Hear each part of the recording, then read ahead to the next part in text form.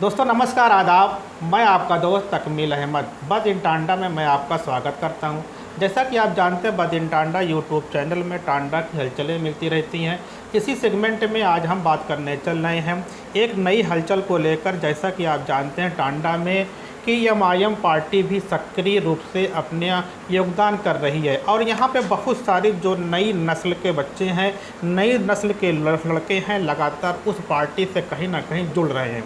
इसी सेगमेंट जब किसी क्षेत्र की किसी जोन के लोग किसी पार्टी से जुड़ते हैं तो वो पार्टी बहुत सारे लोगों को तमाम तरह के ओहदे भी देती है, उनके पद भी देती है।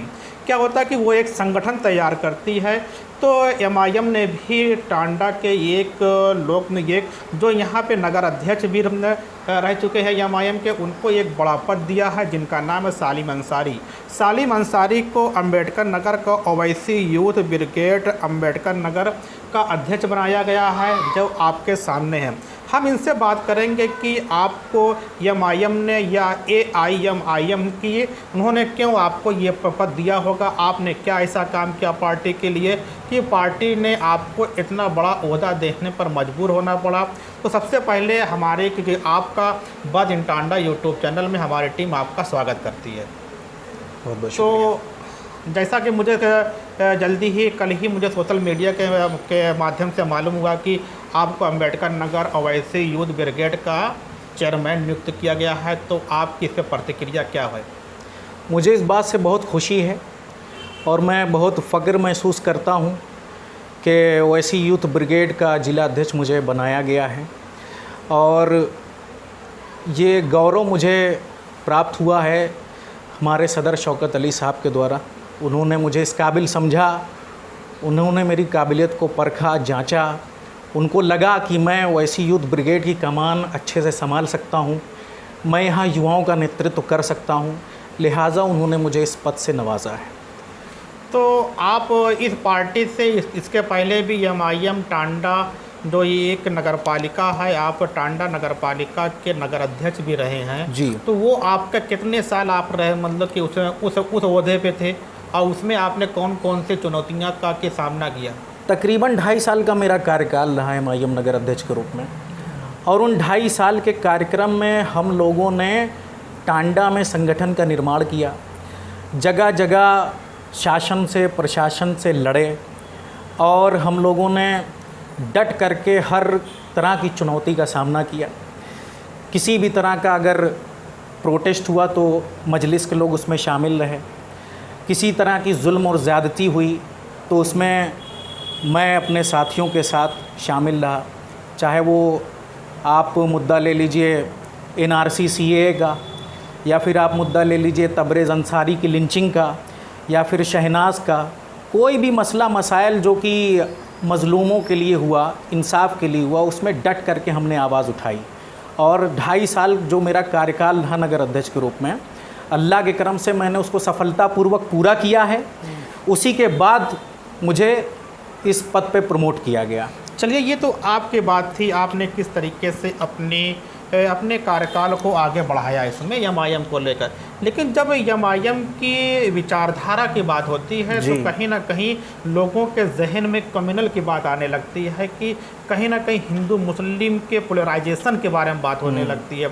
उसमें एक इल्ज़ाम भी लगता है कि इसमें कहीं ना कहीं लोकतांत्रिक पार्टियां ये इल्ज़ाम लगाने लगती हैं एमआईएम को कि वो बीजेपी का एजेंट है। अगर आप इसको कैसे अपनी समाज में अपने एक जो यहाँ पे इतना बड़ा एक देश है, कैसे अपनी बातों को लोगों के सामने ले जाओगे जिससे जो एक आपका एक इल्ज़ाम लगता है कि आप बीजेपी का एजेंट है, कैसे आप इसको हटाओगे?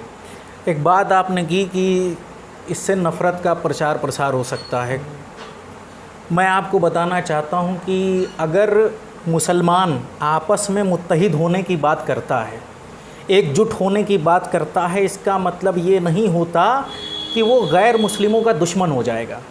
हम अगर मुस्लिम एम्पावरमेंट की बात करते हैं, मुस्लिम सशक्तिकरण की बात करते हैं, तो ये सिर्फ इसलिए क्योंकि हम अपने आप को पसमानदगी से बाहर निकालने की कोशिश कर रहे हैं। हमने तमाम पार्टियों पर भरोसा कर लिया, चाहे वो समाजवादी पार्टी रही हो, चाहे वो बीएसपी रही हो, चाहे कांग्रेस हो। किसी ने मुसलमानों की हालत को नहीं सुधारा जैसे है। आपने एक बात कहा और कि आपने ये कहा कि हम एक मुस्लिम नेता को आगे बढ़ाएंगे। जी। ये समाजवादी पार्टी के एक नेता हैं अबू आज़मी साहब ने भी कल ही सोशल मीडिया पे उनका चल रहा था स्टेटमेंट। उन्होंने कहा कि जिनको अपना मुस्लिम नेता बन के चुनना हो या मुस्लिम नेता बनने की ख्वाहिश है वो पाकिस्तान चले जाएं। हाँ। तो आप इस पर कैसे काउंटर करेंगे? अब इनके तो उलूल जुलूल किस्म के बयान आते ही हैं। मैं तो ये समझता हूँ कि इनको मानसिक इलाज की ज़रूरत है, इनको किसी अच्छे साइकेट्रिस्ट का पता देना चाहिए। क्योंकि इसके पहले महाराष्ट्र में उनका एक बयान आया था कि जो मुसलमान समाजवादी पार्टी को वोट नहीं करते वो अपना DNA टेस्ट कराएं कि वो मुसलमान हैं कि नहीं। अब ये जो है हमको मुसलमानों को ये प्रमाण देंगे, क्या समाजवादी पार्टी को वोट देना इस बात की का प्रमाण हो गया कि हम मुसलमान हैं कि नहीं हैं?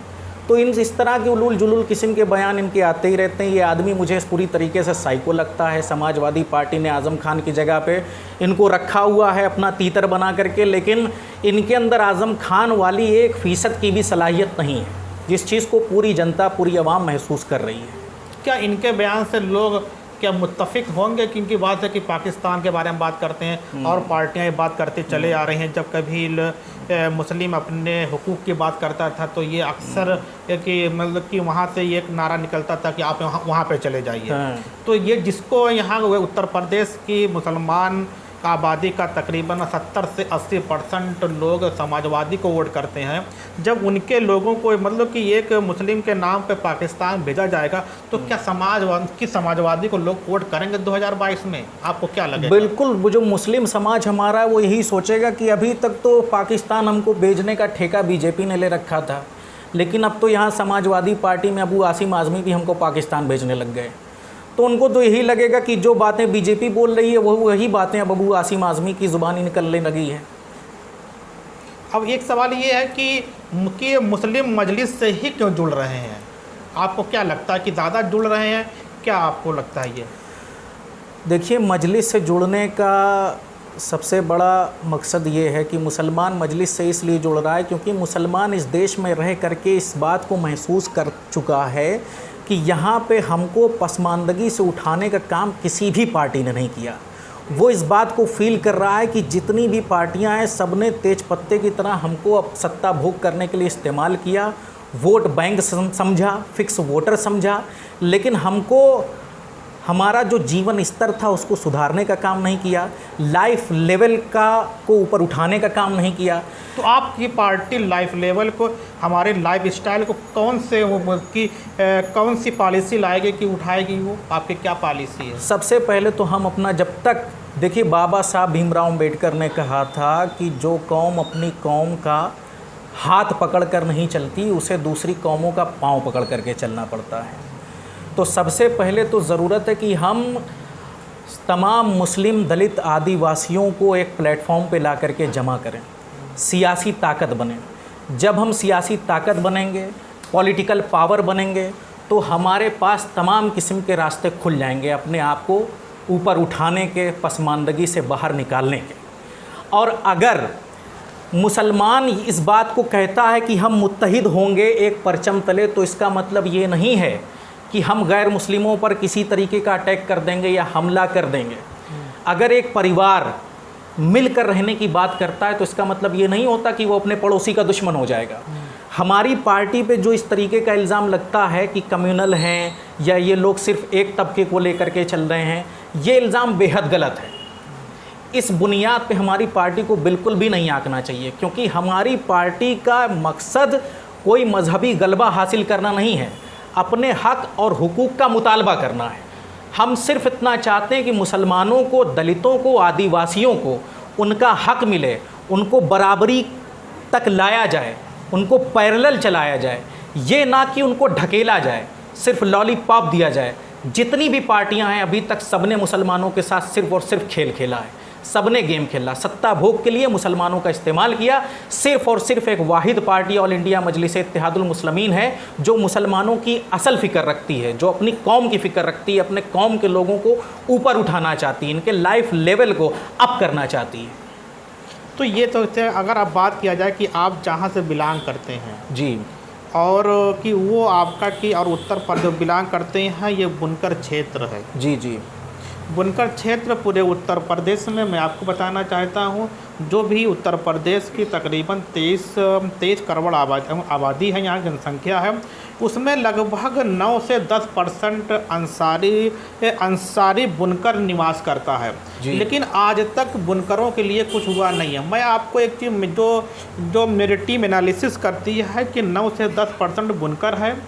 समाजवादी की बात हो, समाजवादी ने उत्तर प्रदेश के बुनकरों को 65 रुपया उन्होंने फिक्स किया, वेरी गुड, बहुत अच्छा था। लेकिन ये ठीक था कि उसको जब बीएसपी आती है उसको भी मतलब बीएसपी भी उसको रेगुलेट करती है, बीजेपी आती है उसको भी रेगुलेट करती है, कहीं पे कोई इंटरफेयर नहीं होता। ये एक स्वागत योग्य मतलब उनका कदम था। लेकिन चाहे समाजवादी हो, चाहे बसपा हो, चाहे कांग्रेस की बीजेपी हो, किसी ने हमारे शोषण के बारे में कि बुनकरों के शोषण के बारे में नहीं बात किया है।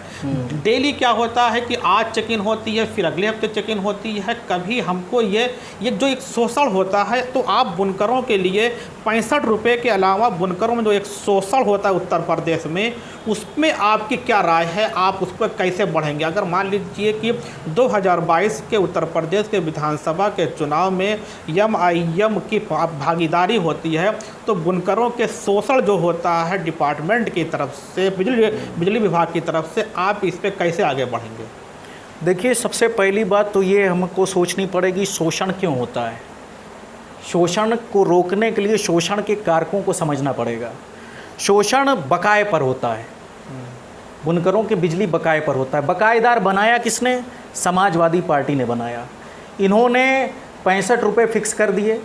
उसके बाद यहाँ एक विधायक ऐसा आया कि उसने इस तरीके की कोशिश की कि आपको कुछ नहीं होने पाएगा, आप चाहे कितना भी बिल बाकी रहें। बुनकर उसी में बकायेदार हो गया। आज जब दूसरी सरकार आई तो वो टाइट रुख अपना ली। जैसे नहीं, यहाँ पे बात सही है, चलिए ठीक, लोग बकायेदार हैं, लेकिन अगर आज हमारे यहाँ की अगर किसी बुनकर की यहाँ आज चेक इन हो रही है, चेक कर रहे हैं, फिर एक महीने के बाद फिर आते हैं, फिर वो चेक करते हैं, तो मेरा कहने का मतलब कि जब आप चेक कर रहे आ रहे हैं, आप देख रहे हैं कितने हार्ड से आपके पावर है, कितनी पावर मशीनें आपके यहाँ है, तो आप एक उसका सर्टिफिकेट मुझे दीजिए ना।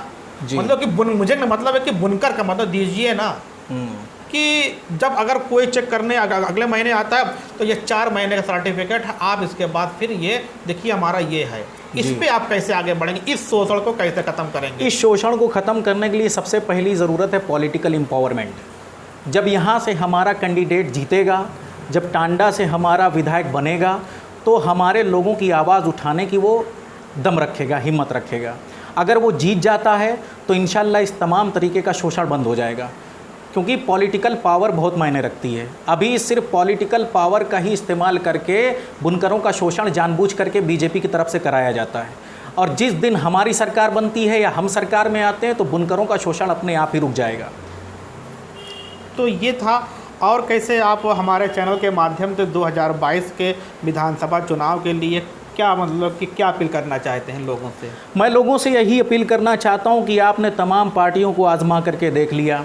आज तक आप सपा को वोट करते आए, बसपा को वोट करते आए, कांग्रेस को वोट करते आए, लेकिन किसी ने भी आपको कभी पसमानदगी से बाहर निकालने की सोच नहीं रखी। सब अपने अपने वोट बैंक के लिए आपका इस्तेमाल करते रहे, तेज़ पत्ते की तरह आपको यूज़ किया, खुशबू बढ़ाने के लिए खाना पकाया और खा करके आपको फेंक दिया। मैं बस यही अपील करना चाहूँगा कि मेरे भाई, ये आपको समझना पड़ेगा कि जिस कौम की सियासत में हिस्सेदारी नहीं होती उसके साथ नाइंसाफ़ी और हक तलफी होती ही रहती है। ये हिंदुस्तान के लोकतंत्र की, ये हिंदुस्तान हमारे देश भारत की ये तल्ख हकीकत है कि जिस भी पार्टी की या जिस कौम की सियासत में हिस्सेदारी नहीं है उसके साथ हमेशा नाइंसाफ़ी और हक तलफी होती रही है। अगर आप चाहते हैं कि आप पर जुल्म ना हो, आप पर नाइंसाफ़ी ना हो, तो आपको इस बात को समझना पड़ेगा कि आपको एक परचम तले मुत्तहिद होकर अपनी सियासी ताकत खड़ी करनी पड़ेगी। और मैं उनसे एक बात ये भी बताना चाहता हूँ, अपने गैर मुस्लिम भाइयों को भी ये बताना चाहता हूँ कि हमारी पार्टी सिर्फ मुसलमानों के लिए काम नहीं करती, सिर्फ अपनी कौम के लिए नहीं काम करती। हमारी पार्टी हर मज़लूम की है, हर बेबस की है, हर लाचार की है। आप तमाम हमसे जुड़िए, हमको मजबूत करिए।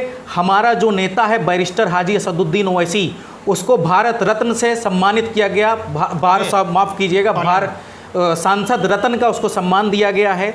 इस बुनियाद पर दिया गया है कि वो आवाम के मसले मसाइल बेहतरीन तरीके से असेंबली में उठाता है, असेंबली में रखता है, सरकार को उनकी बात को मानना पड़ जाता है। तो आप असदुद्दीन ओवैसी का चेहरा देखिए और आप टांडा अंबेडकर नगर की मजबूत क़यादत को देखिए और उसको देखते हुए आप 2022 में हमारा साथ दीजिए। इंशाअल्लाह आपका मुस्तकबिल मजलिस बेहतर बनाएगी अगर अल्लाह ताला का हमारे साथ साथ रहा तो। आखिरी सवाल ये है कि इस समय तकरीबन 10 से 11 महीने हो गए हैं, ये कि जो कहा जा मतलब कि लोग ये हम लोग पढ़ा करते थे, पढ़ाया भी करते थे, पढ़ाते भी हैं कि हिंदुस्तान की 60 से 65% आबादी किसानी है, लोग किसानी करते हैं, कृषि करते हैं, खेती करते हैं। लेकिन जब ये 3 अध्यादेश लाते हैं फिर उसको कानून बनाते हैं, ये एमएसपी पे बात नहीं करती हैं।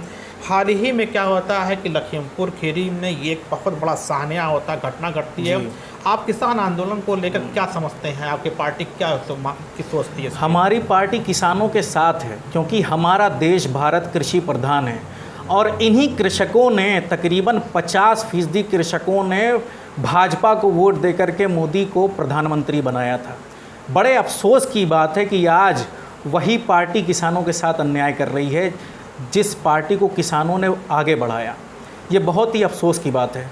हमारी पार्टी किसानों के साथ रहेगी, हमारी पार्टी किसान आंदोलन के भी सहयोग में है और किसानों के हमेशा साथ खड़ी रहेगी क्योंकि हमारा मानना ये है कि ये देश कृषि प्रधान है।